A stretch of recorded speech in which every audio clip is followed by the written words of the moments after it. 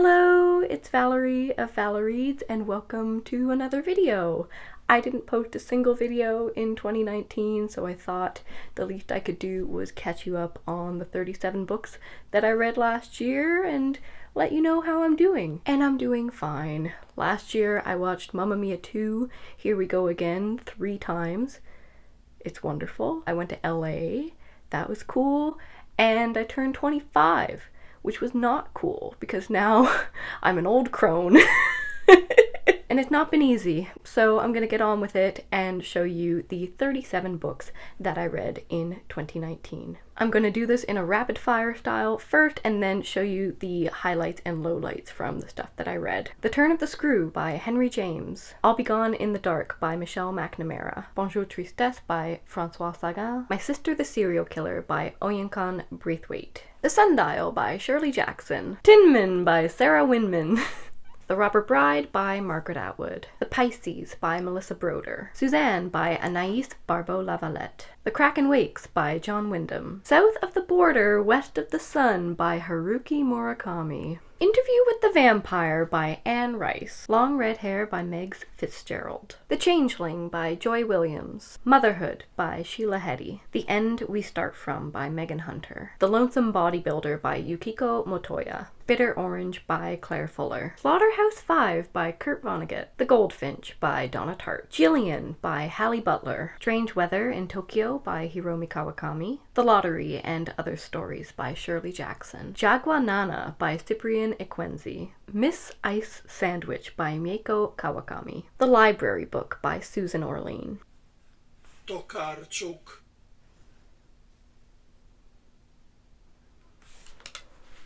Drive your plow. Do we have the correct pronunciation of your name?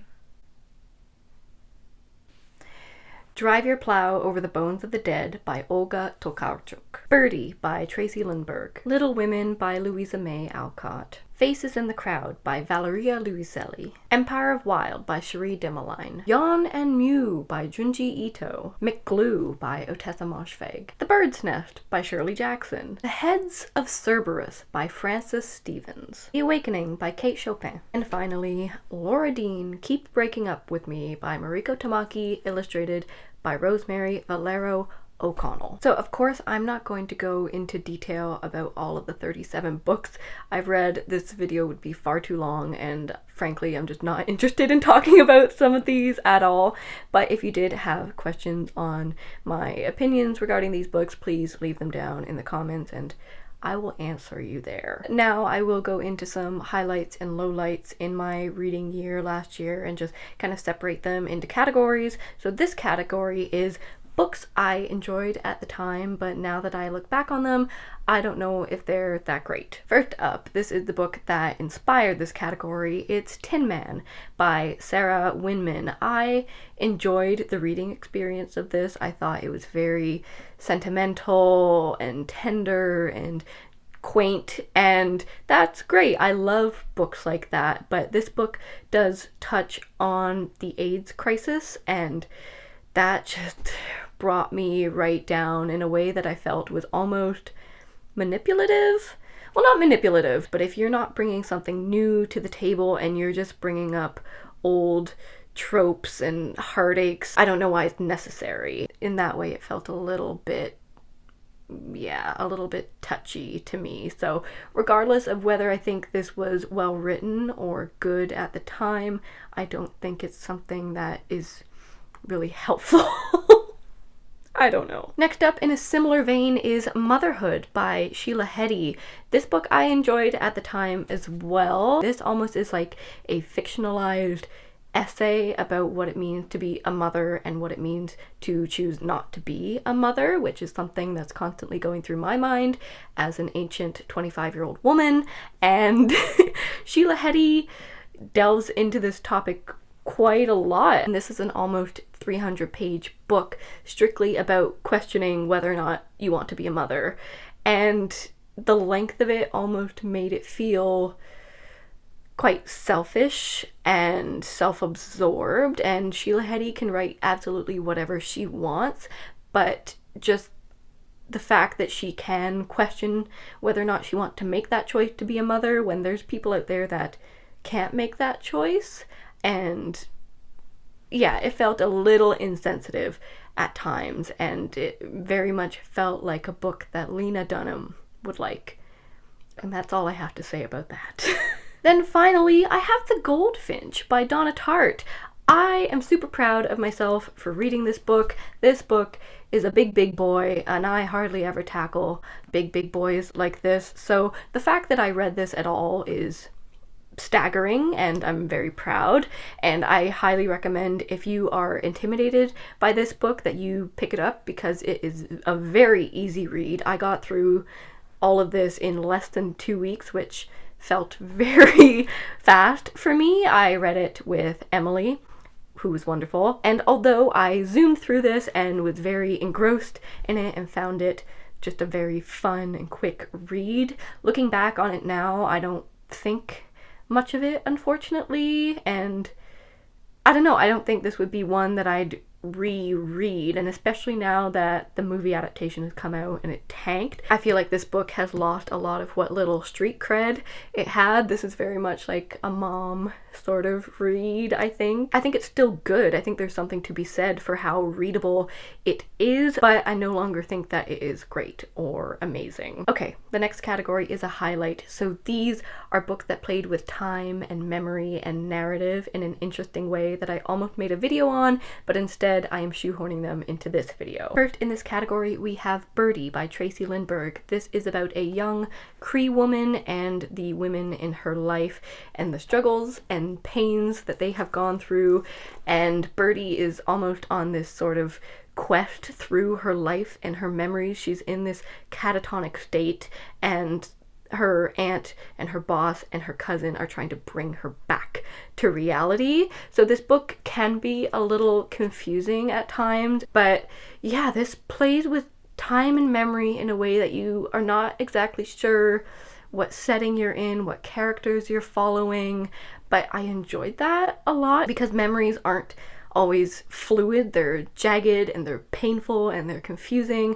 and I thought that was really powerful and beautifully done in this book. In a similar way, Faces in the Crowd by Valeria Luiselli plays with memory and translation and timelines and narrative and characters.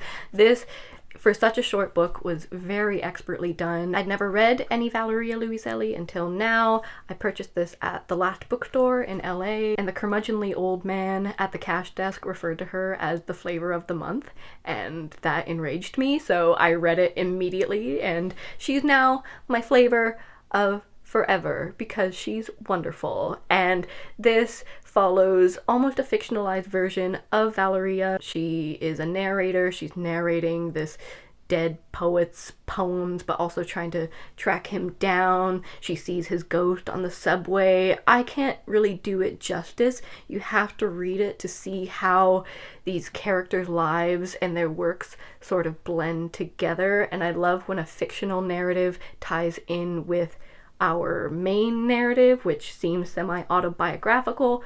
I'm not smart enough to explain what happens in here, but it's good. And finally, we have Slaughterhouse-Five. This book surprised me. I really love this book. I am the type of person who much prefers finishing books over reading books. I'm just that girl who's checking how many pages I have left because I'm lazy and I'm terrible. But this book, as soon as I finished it, I felt like I could read it again, or I felt like I could read 200 more pages of it. This is so fun, and I don't like war novels. I don't like time travel. I'm not the biggest fan of sci-fi, and somehow Kurt Vonnegut sandwiched all those genres together, put it in a blender, put it in a soup, turned it into ice cream. I don't know. He just did that. This was a lot more sentimental and funny and sweet than I thought it would be. Of course, Kurt Vonnegut is a Scorpio. I felt him in this book, and I loved it. It was so cool. This book really surprised me. This is the one sort of male author that I really felt connected to this year. I did not read a lot of books by men, but Kurt can sit with me. I like him a lot. Not just because he's a Scorpio, but that helps. Now let's go back to the low points. These are just books that I thought would be right up my alley, and then they just were not good. Like The Turn of the Screw by Henry James. This book sucks. I love a ghost story. I love creepy children acting weird in a house that is scary. I love a haunted house, but this is bad. The language was so confusing. I found myself rereading pages over and over again. Maybe that means I'm dumb, or maybe it means the book is dumb, but I did not like it. In a similar vein, Bitter Orange by Claire Fuller. This is a sort of modern gothic 50s, 60s in the Italian countryside, I think. Like, it sounds beautiful. There's a mysterious death in here. There's characters playing off each other that can't really trust each other. That's my bread and butter.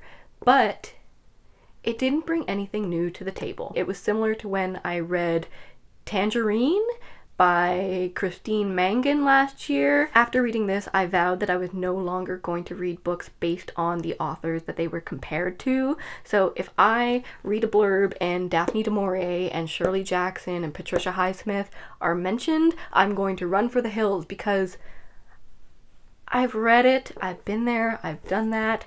I don't care. And finally, these are the books that I really enjoyed last year, in part because I didn't expect to enjoy them so much, and perhaps I was putting them off, but I really like them and I want to share them with you. So of course, first up, I'm just going to mention Slaughterhouse-Five again. If you forgot, I really like Slaughterhouse-Five, and I'm happy I read it. And I have been putting this off for so long because I'm not a war person, but this is a good one. Then we have McGlue by Ottessa Moshfegh. I read this at the perfect time. I read this a few weeks after seeing the film The Lighthouse with Robert Pattinson and Willem Dafoe, so I was in a creepy nautical mood, and this is about a sailor who wakes up in a drunken stupor and he's told that he murdered his best friend.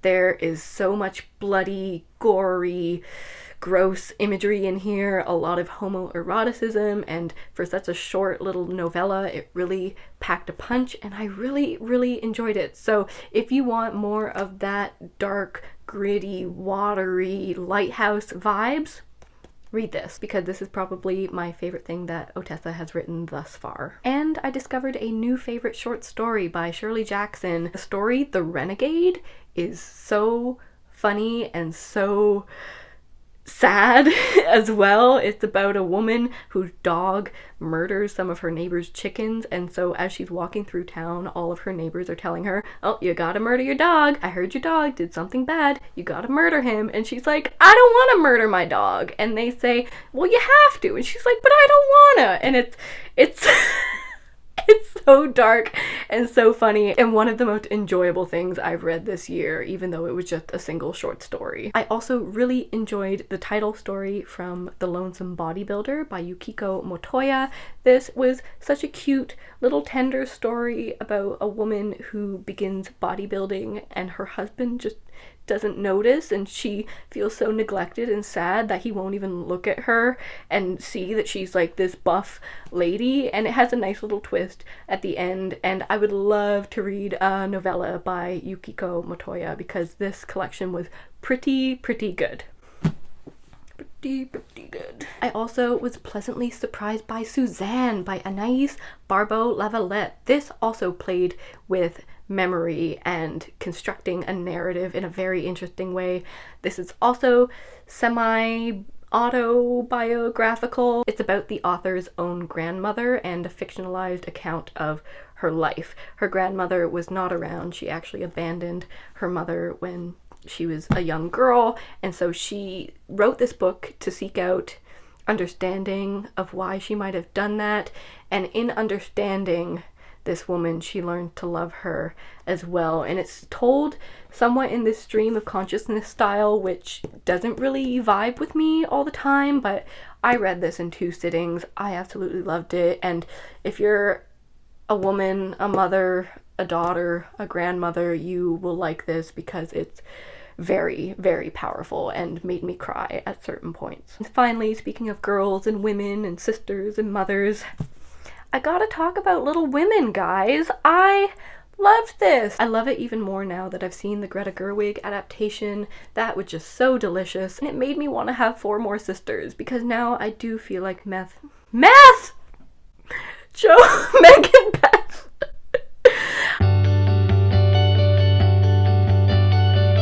I feel like I have 4 new sisters, and that's quite powerful and quite a treasure, and I think it's a very universal feeling among women, especially who read this book, and I don't think it's terribly antiquated or terribly soppy or anything like that. I feel like all the issues for women that were brought up in this book are still quite relevant. Yeah, I like this. I hadn't picked it up for my whole life because I thought it would be too wholesome for me. I love a classic, but children's classics especially don't appeal to me, but I didn't find this terribly childish at all, and I really liked it. The movie made me just want to dress up in knitwear for the rest of my life, and I think I might start doing that right now. So those were the books that I read in 2019. Thank you for those of you who have stuck around and have waited around to see if I'd upload something.